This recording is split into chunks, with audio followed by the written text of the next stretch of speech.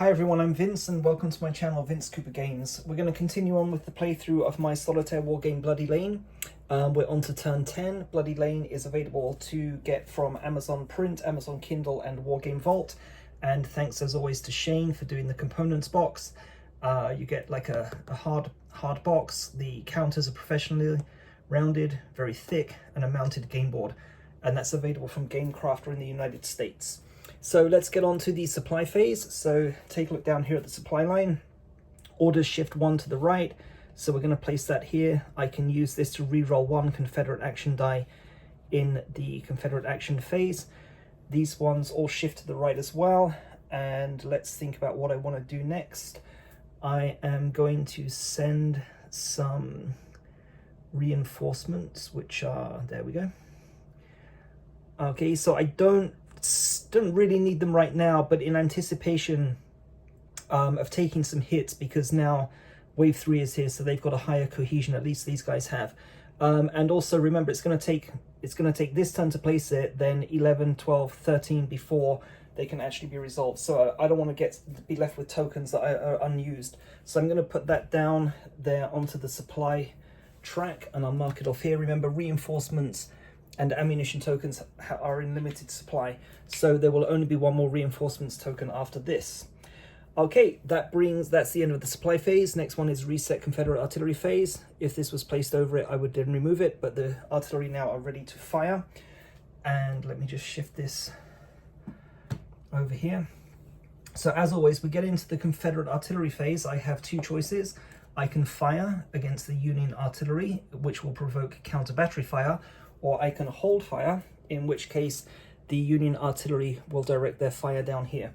So I'm gonna choose to hold fire, so that's very easy. That concludes the Confederate artillery phase. Union artillery phase, so they're gonna target the rightmost counter on the supply track, which is this one here. So they're gonna be rolling a 2 to 3 to hit. Things are getting a little bit dangerous, because in theory I could lose one. I could roll a 2 to 3, a 2 to 3, and then a 2 to 3, in which case every single supply would be gone. But I'm going to kind of like take a risk that that's not going to happen. I shouldn't have said that, should I? Okay, so as always, we'll do red, green, blue. So 1, 2, 3, if necessary. So 3 attacks from Tompkins, first of all. 2 to 3 is the target number. And everything is a miss. So blue is a 6, green is a 10. Red is a 9, okay? And then Tidball is always going to make 3 attacks, so same thing, we're going to do red, green, and blue in the order we get. Oh, okay, so the red was a hit. So that was actually a little bit dangerous there. So, okay, so the red was a hit, so 2 to 3 is the target number, so the orders token is destroyed. Green is a 6, target number will be 2 to 3. Blue is a 6, target number will be 2 to 3, so they all miss. However, I have preserved my artillery here so I can protect the ammunition and the reinforcements, which is more important in the upcoming turn. And that concludes the Union artillery phase. Next is the Union event phase. We're going to roll down here. It's turn 10, so we're still using column B, and we're probably going to start marking off these events down here. So 4d6, 4 times. Okay, so we get a 17. But as always, 17 has already been resolved, so next number, jump up to number 4. Next number is a 5. This is a reform. So any Union counter that is below its maximum cohesion gets a free cohesion check. Roll 1d6. If the result is equal to or less than the current cohesion, it's +1 cohesion. So these guys are on 2, 2, 2, 3, 3, 3, so they're on maximum, okay? But these guys, 108th New York, cohesion is 1, so 1d6, I thought it was going to be a 1. Okay, a 2, so they remain, that was a fail, so they remain on cohesion 1. Next Union event. Okay, again, it's 12, but we jump up, jump up, jump up, jump up, jump up. Smoke. So we place a smoke token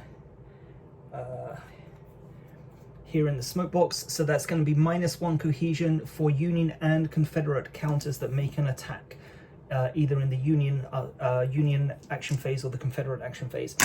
Next one, Okay, this I understand that this is becoming redundant because more than likely it's just going to be the next one, but let's just go through it and make sure nobody's getting confused. So this is a light fire event. Roll 1d6. Result of 1 is 1 -1 cohesion to a Confederate counter. 3 is a miss, and the last Union event.